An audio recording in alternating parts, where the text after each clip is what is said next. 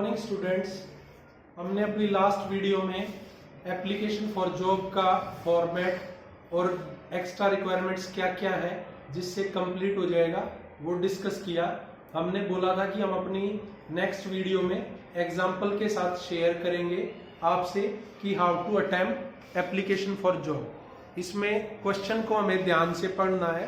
Question किस format में दिया होगा वो आपके साथ डिस्कस करूंगा। जैसे लास्ट वीडियो में कहा था कि बॉक्स में एडवर्टीजमेंट की फॉर्म में दिया होगा। तो लेट्स डिस्कस अवर क्वेश्चन।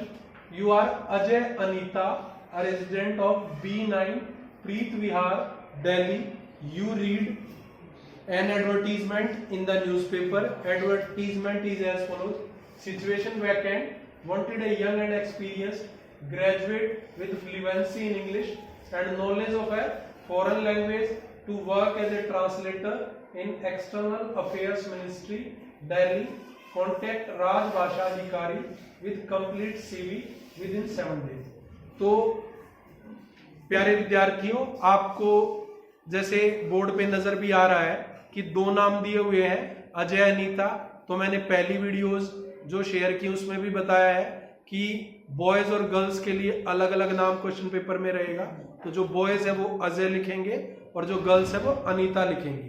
तो इसमें अजय और अनीता का एड्रेस दिया है कि वो कहाँ का रहने वाला है और उसने न्यूज़पेपर में एक ऐड पढ़ी है। ऐड कैसी दिखेगी? ऐसे।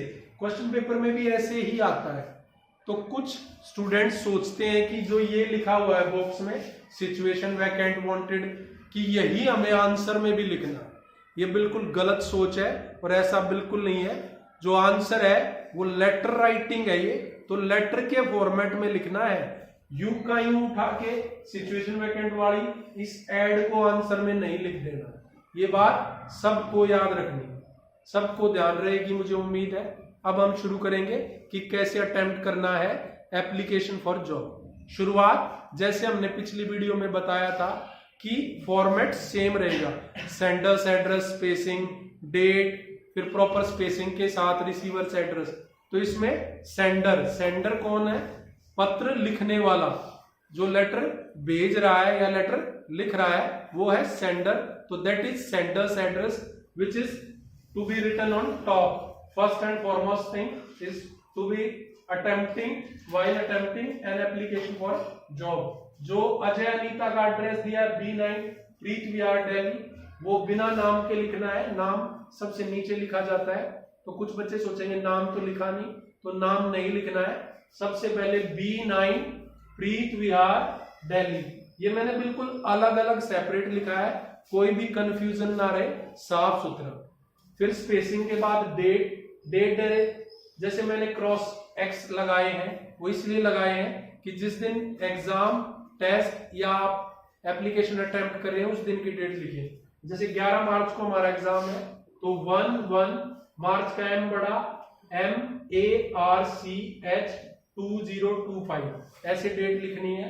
उसके बाद किसको हमें, जैसे एड में लिखा है कॉन्टेक्ट राज भाषा अधिकारी with complete CV is curriculum वाइटे।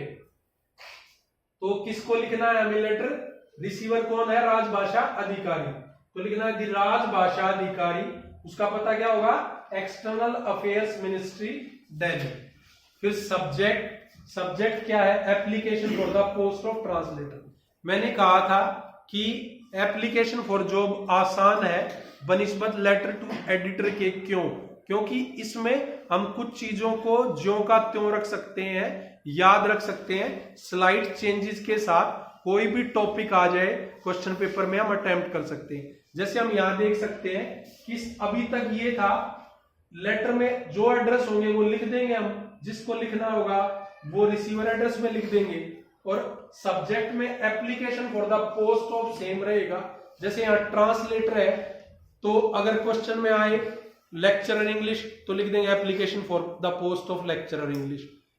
अगर रिसेप्शनिस्ट के लिए है application for the post of receptionist. कोई मैनेजर, रीजनल मैनेजर या जिस भी पोस्ट के लिए बस पोस्ट का नाम बदलना है, सब्जेक्ट सेम रहेगा। बाकी आपको फॉर्मेट पता ही है। फिर हम नेक्स्ट क्या करेंगे? सर या मैडम कोई भी लिख सकते हैं आप। दोनों की बजाय एक ही मैं हमेशा अपने वीडियो में आपके साथ शेयर करता हूं।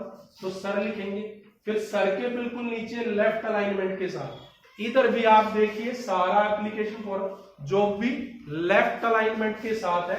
आंसर शीट में जो लेफ्ट में मार्जिन या लाइन रहेगी उसके साथ साथ सारा प्रॉपर स्पेसिंग के साथ लिखना है। इधर भी ये स्पेस का इशू था इसलिए, वरना आप सीधा लिखते जाएंगे। ऐसा ना सोचे बच्चे कि वो भी अपने आंसर शीट में लाइन खींच के लिखेंगे, बल्कि लगातार ऐसे आंसर शीट में लिखते जाना है। हमारा बोर्ड का स्पेसिंग का इशू है, इसलिए हमने इस पोर्शन में बोर्ड को आधा आधा बांट के किया है। फिर सर के एस के नीचे से ही अपना कंटेंट शुरू करना है। पहली लाइन, इसकी लाइनें बिल्कुल सेम रहेंगी। कोई भी पोस्ट आए, कोई भी क्वेश्चन आया, क्वेश्चन पेपर में कोई भी पोस्ट आए सीबीएसई के पेपर में, हमारा जवाब सेम रहेगा, सिर्फ सब्जेक्ट में पोस्ट बदलेंगे। और यहां भी कुछ चेंजेस है वो मैं बताऊंगा। In response to your advertisement, मैंने एड लिखा है, आप एडवर्टीजमेंट पूरा लिखेंगे। इन द हिंदू डेटेड में मैंने क्रॉस डालने हैं। आप उस दिन की तारीख लिखेंगे जिस दिन आप पेपर अटेम्प्ट कर रहे हैं, उससे 10-15 दिन पहले या लगभग 1 महीना पहले की तारीख डालेंगे। जैसे हमने यहाँ दिसंबर की डेट डाल ली है और वहां नवंबर की डेट डाली है, तो आपको याद रहेगा। In response to your advertisement in the Hindu dated, कुछ दिन पहले की तारीख, for the post of translator. या जो भी पोस्ट हो, मैंने अंडरलाइन किया है, वही पोस्ट लिख दो। I offer my candidature for the same, ये लाइन हर एप्लीकेशन फॉर जॉब में सेम रहेगी। I possess all requisite qualifications along with 5 years experience. I want to join your office to fully utilize my potential.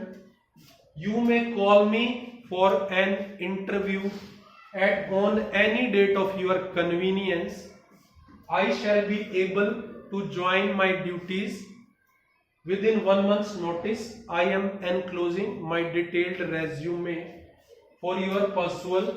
फिर complimentary close आ गया जो format की requirement है। Thanking you, फिर your sincerely, नाम लिख दिया। फिर यहां से लेटर टू एडिटर और एप्लीकेशन फॉर जॉब का अंतर शुरू हुआ। अंतर क्या है कि अभी हमारी एप्लीकेशन फॉर जॉब कंप्लीट नहीं हुई है। अभी हमें जो इसमें डिटेल्ड रेज्यूमे है वो जरूर देना है, तभी पूरी होगी। उसके लिए हम क्या करेंगे, नीचे लिखेंगे एनक्लोजर डिटेल्ड रेज्यूमे। कुछ बच्चे क्या करते हैं, enclosure detailed resume, name, father's name, सारे डिटेल्स देने के बाद लास्ट में कॉम्प्लीमेंट्री क्लोज करते हैं, थैंकिंग यू, योर सिंसियरली और नाम। ये बिल्कुल गलत है। पहले हमें कॉम्प्लीमेंट्री क्लोज करना है और बिल्कुल लास्ट में डिटेल्ड रेज्यूमे देना। पहले लिखना है नाम के जस्ट नीचे, एनक्लोजर को मैंने शॉर्ट किया ENCL, और फिर लिखा है डिटेल्ड रेज्यूमे, सब लेफ्ट अलाइनमेंट के साथ है। फिर अगली लाइन में सेंटर में लिखना है रेज्यूमे और बायोडाटा। हमने पहली वीडियो में जो जो चीजें शेयर की थी वही अब अटेम्प्ट करनी है। नेम क्या है, अजय। कुछ बच्चे क्या करते हैं कि रेज्यूमे, बायोडाटा, करिकुलम वाइटे, उसमें नेम लिख के खाली छोड़ देते हैं। ये बिल्कुल नहीं करना है, आपको सारा डिटेल्स भरना है, पूरी डिटेल्स देनी है। नाम लिखना है, फादर्स नेम लिखना है, DOB डेट ऑफ बर्थ पूरी लिखनी है। जैसे मैंने यहाँ पूरी लिख के दिखाई है 10 नवंबर 2000, तो आप अपनी एक्चुअल डेट ऑफ बर्थ भी लिख सकते हैं अगर आपको कुछ समझ नहीं आ रहा तो। और फिर उसके बाद एजुकेशनल क्वालिफिकेशन मैंने शॉर्ट में लिखा है, आप पूरा लिखेंगे एजुकेशनल क्वालिफिकेशन। इसका भी एक फॉर्मेट मैंने बना दिया है जो आप याद कर ले और उसी को याद रखें और पेपर में जो का त्यों आप अटेम्प्ट कर सकते हैं। हमने बनाया है, सबसे पहले हम कोर्स लिख देंगे, फिर बोर्ड या यूनिवर्सिटी लिख देंगे, फिर ईयर लिख देंगे, ईयर ऑफ पासिंग है वो, उसके बाद मार्क्स ऑब्टेन्ड और टोटल मार्क्स। तो जैसे course matriculation, next senior secondary या 10+2 भी लिख सकते हैं। फिर लिख सकते हैं आप BA, MA, जो भी लिखना है, डिप्लोमा, वो प्रोफेशनल क्वालिफिकेशन में लिखना है। तो हम यहां लिख सकते हैं मैट्रिकुलेशन 10+2, BA, MA, उसके बाद बोर्ड यूनिवर्सिटी, जैसे बोर्ड में हम सेट रखेंगे, सीबीएसई लिखेंगे 10th और 12th में, और जब यूनिवर्सिटी का आएगा तो हम हर जगह डीयू लिख सकते हैं या जेएनयू। बस यही अटेम्प्ट करें ताकि आप कंफ्यूज ना हो। फिर ईयर में जैसे 10th आपने 2000 आपकी डेट ऑफ बर्थ है तो उसके 17 साल बाद का लिख सकते हैं आप 2017, तो 2017। फिर 2 साल बाद 2019 में ही आप 12th दिखाएं। ये चीजें आपको याद रखनी है। एजुकेशनल क्वालिफिकेशन का बॉक्स जब आप बनाएं सारी डिटेल्स भरनी है, और डिटेल्स भरते वक्त याद रखें कि 10th के बाद जब 12th का ईयर लिखेंगे तो 2 साल बाद का होगा, और फिर जब बीए का लिखेंगे वो 3 साल बाद का, और एमए का लिखेंगे तो वो 10 से 5 साल बाद का। याद रहेगा। टोटल मार्क्स में आप स्टैंडर्ड रख लो हर जगह कि टोटल मार्क्स सारे 500 रखो आप, और उधर हर जगह आप 400, 410, 420, 430 ऐसा लिख सकते। ठीक है, आसान रहेगा, कोई दिक्कत नहीं है। फिर हम लिखेंगे, वो मैंने वहां लिखा है हॉबीज। हॉबीज में आप 1-2 चीज लिख सकते हैं, जैसे मैंने म्यूजिक लिखा है, आप म्यूजिक, डांस, स्विमिंग लिख सकते हैं। नेक्स्ट है नेशनैलिटी। नेशनैलिटी क्या होता है? राष्ट्रीयता। आप किस देश के रहने वाले हैं, तो नेशनैलिटी सबसे कंफ्यूज मत हो जाइए। आपकी नेशनैलिटी इंडियन है या कहीं और के स्टूडेंट हैं तो आप जिस देश के रहने वाले हैं वो आपकी नेशनैलिटी। फिर उसके बाद प्रोफेशनल क्वालिफिकेशन, जैसे मैंने लिखा है डिप्लोमा इन कंप्यूटर एप्लीकेशन। आप इसका भी बॉक्स बना सकते हैं पर उतनी रिक्वायरमेंट नहीं है। फिर भी अगर आपको ज्यादा प्रेजेंटेबल करना है तो आप बॉक्स बना सकते हैं। उसमें भी आप लिख सकते हैं कोर्स, यूनिवर्सिटी या इंस्टीट्यूट, और ईयर और मार्क्स ऑब्टेन, टोटल मार्क्स, और फिर आप लिख सकते हैं। फिर हमने लिखा है एक्सपीरियंस, मैंने EXP लिखा है, आप पूरा लिखेंगे। 5 इयर्स का मैंने 5 लिखा है, तो कोशिश करनी चाहिए आपको कि आप लेटर्स में लिखें FIVE, 5 इयर्स। उसके बाद मैंने लिखा है सैलरी एक्सपेक्टेड, इसमें बिल्कुल स्टैंडर्डाइज है ये, एज पर द नॉर्म्स लिखना है आपको। उसके बाद रेफरेंसेस, रेफरेंसेस जरूर देना है।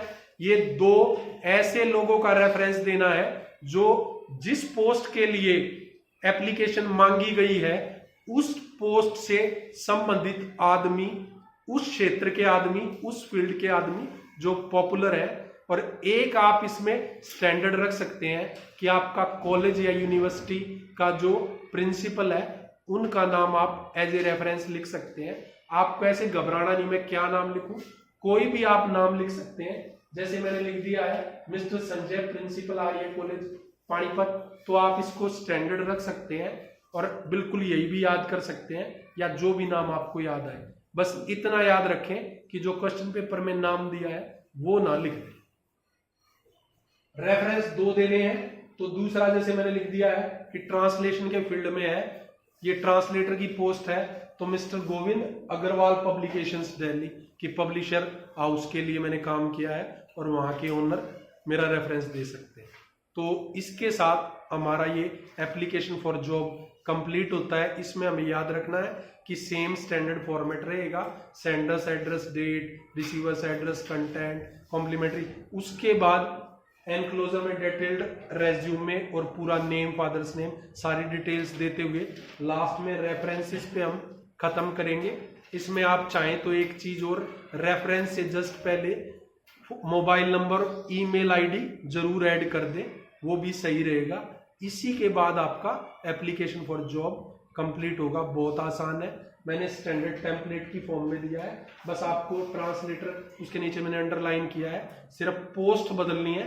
क्वेश्चन पेपर में कोई भी पोस्ट आए बस पोस्ट बदल दें यहाँ पे, कंटेंट में और सब्जेक्ट, और प्रोफेशनल क्वालिफिकेशन में जॉब के पोस्ट के हिसाब से चेंज कर दे। बाकी सब स्टैंडर्ड फॉर्म में आप याद रख सकते हैं और सारा अटेम्प्ट कर सकते हैं।